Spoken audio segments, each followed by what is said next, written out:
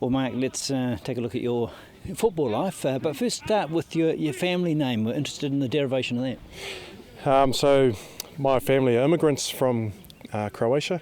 So my mum and dad moved to New Zealand when they were about 18 years of age.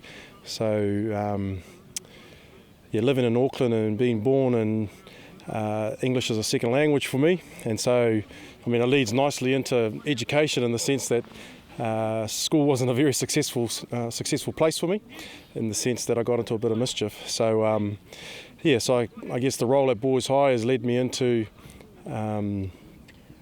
dealing with similar sorts of kids, which is enjoyable for me, and seeing the good in a lot of kids because there's a lot of potential. But Ozich is essentially Croatian, and I guess pretty proud Croatian at that. So was sport a bit of an outlet for you to release some, aggression perhaps? Yeah, I think so. As I say, going to school and reading and writing was difficult, and I seemed to be able to pick up a ball, or a tennis racket or a cricket bat and have some success with it. And so, that is my interpretation of it, is success. And so it was always an outlet. I was always looking to play footy or get the kids in the street to go out and play forceback and league and touch and whatever we could get our hands on.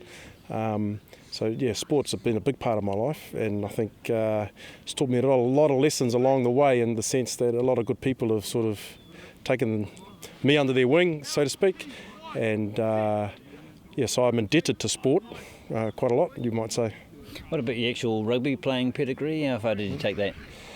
I started late at sort of high school and was an open side flanker, and trialled for New Zealand 19s in 97, I think it was. And I remember Kevin Mialamu was a 7 and I was a 7, and we both didn't make the side. And he moved into the front row, and at that time it was Wayne Smith was the coach and Graham Henry was one of the selectors, and Graham said, "You need to move into the midfield." And so the next year I did, and spend the rest of the time playing in the backs, playing for my local club, and working my way through sort of the Auckland club comp and age grades and whatnot. A little bit of a stint here and there with some NPC sides, and didn't really get too much success, and went overseas. And at about 27 got injured and came back and had surgery on my neck, and got straight into the coaching side of it, and got married and had kids. All right, you've had some good coaches, Wayne Smith among them, so you'd have picked up a thing or two about coaching. What was your first team you looked after? My very first side was Waitakere College, first 15. They were in the 1B, and so I was the coach, I was the trainer. I did the hydration, game planning, discipline, the whole lot. And so when I was maybe 25 at the time, playing a bit and coaching a bit, helping out.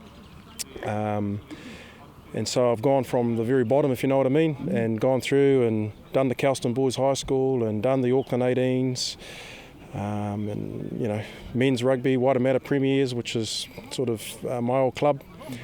And so I guess, because I'm not an All Black and I haven't played at a Super Rugby level and those sorts of things, you have to go and do the yards and get the runs on the board, so to speak. And so, I guess moving down here, this opportunity presented itself, and I thought, why not? Well, it's not a criteria. Graham Henry didn't do any of those things either. No, well, that's right, yeah. But I guess it seems to be a bit of a trend now, So, so I just base my coaching around, working hard and planning and organisation, and being a teacher. I know the importance of doing those things because you get found out by the kids. So, all that has sort of led itself into where I am at the moment, and the challenges that are in front of me and the coaching staff and the team. So looking forward to, pretty excited about it. But happy. It's a great turnaround for someone who didn't like school to end up working in one. Yeah, well, it was that or plumbing. Dad gave me the ultimatum.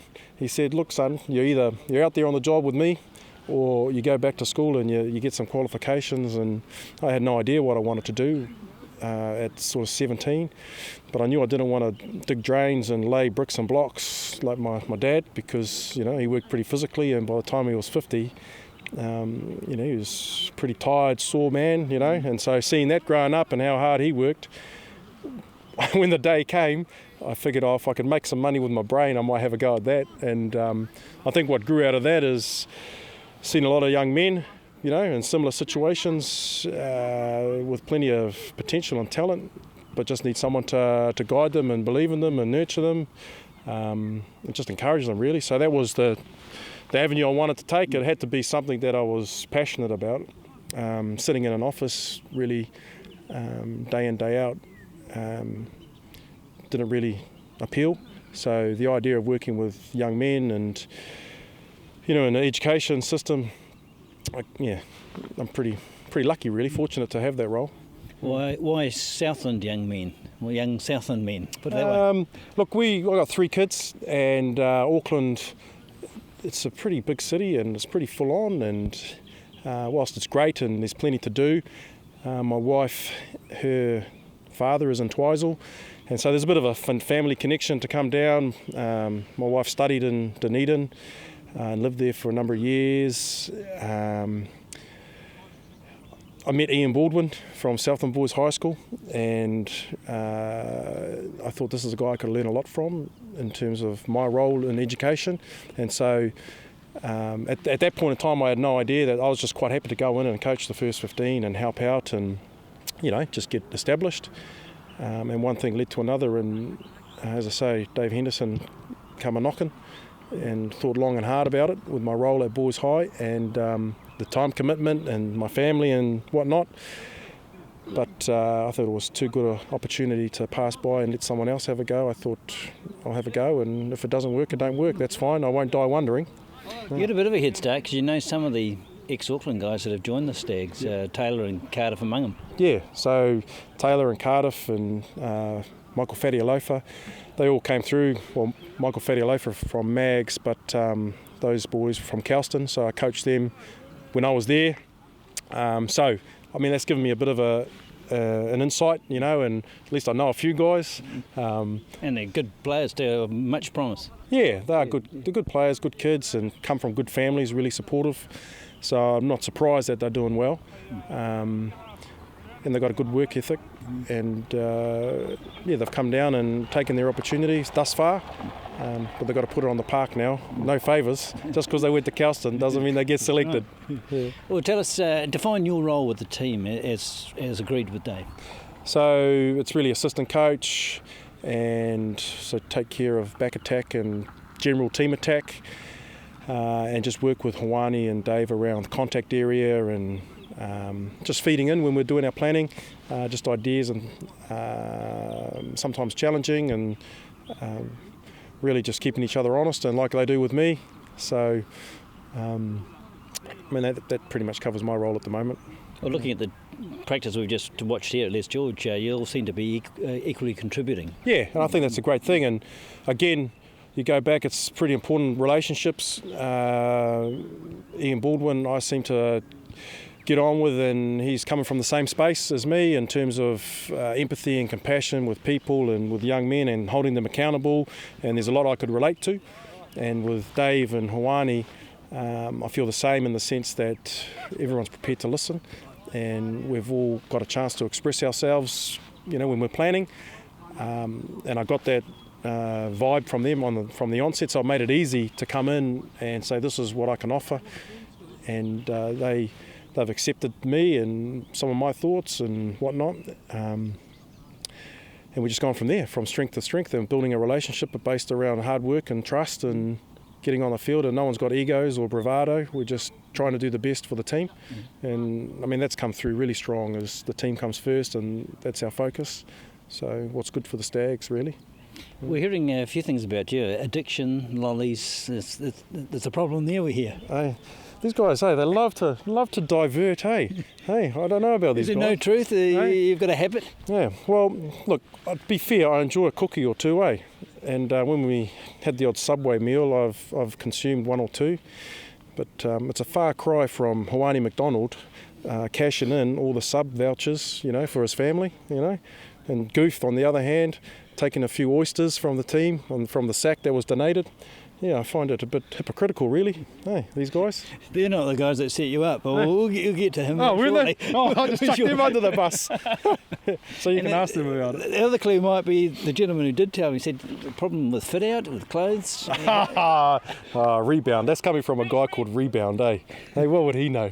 Hey, look at him. He's got no calf muscles. Hey, he's in pants 24/7. Hey, he's just covering up his own inadequacies, I think. Hey. All right, just back to finish with a bit of seriousness. The campaign so far is pretty good. You'd be happy with the North Otago head out where everyone got good game time and contributed. Yeah, no injuries, good game time. It was a drizzly, wet day. So it actually did a lot for us in the sense that it highlighted areas around the contact where we spilt a lot of ball, we carried too high, gave away penalties, as opposed to playing in the dry where things come off and we look like rock stars. So I think probably the score was a bit flattering. But yeah, it was a good hit out. Otago this week will be a different challenge, but as I say, it gave us, I think, with the weather, an indication of actually where we're at, as opposed to, throwing 50-50 passes and, as I say, looking good and everyone's happy, but we haven't actually, dealt with some of the issues, if you know what I mean. And that Otago game, full dress rehearsal under first class rules. So really, this is the last serious chance to test your abilities. Yeah, that's right. And I mean, we're pretty upfront with the players. Certainly in the backs, positions are up for grabs on the weekend and taking your opportunity. So at this stage, we're pretty happy. We haven't had any injuries. There's a couple of guys carrying a few niggles that they should be available in the next week or two. Robbie Robinson coming back into it, and when he's done with his duties with Super Rugby, and so as long as we can stay injury free, and I mean there's a good culture here. Players really work for each other, and the jersey's more important than the person wearing it, I suppose, in the sense that if the team's doing well, we're all doing well. So yeah, we got one more game, 80 minutes of football before we have Tasman, so there's a lot of work to do. But as I say, I think the players are looking forward to the challenge, and we certainly are too.